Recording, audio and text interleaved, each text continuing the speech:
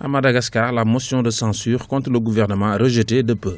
Seules 95 voix étaient favorables à la motion contre 17. Elle devait être votée au moins par 113 députés pour être recevable. Un nouveau bras de fer est donc évité dans la Grande Île, quelques jours après le vote des députés en faveur de la déchéance du président malgache R. Rajaounam Riampianine par les députés. Le Premier ministre Jean Ravelo-Narivo est à son tour sur la sellette. Les députés ont déposé mercredi 2 juillet une motion de censure contre son gouvernement. Les parlementaires reprochent au gouvernement de ne pas être en mesure de résoudre les problèmes socio-économiques du pays. En peu de temps donc, les députés ont essayé de faire tomber le président et son Premier ministre. Une fois de plus, la versatilité du jeu des alliances au sein de l'Assemblée nationale a démontré l'impossibilité de gouverner et qui ne laisse d'autre choix que de dissoudre le Parlement.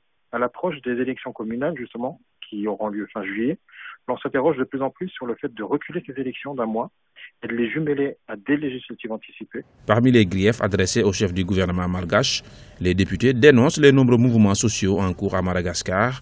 Parmi eux, le conflit chez Air Madagascar.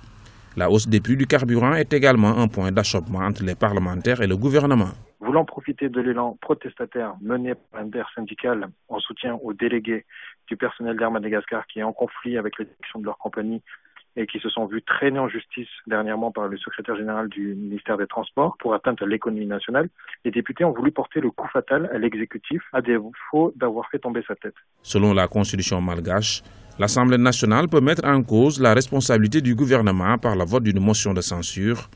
Une telle motion n'est recevable que si elle est signée par la moitié des membres composant l'Assemblée nationale. Le gouvernement du Premier ministre Jean Ravelo-Narivo reste donc en place.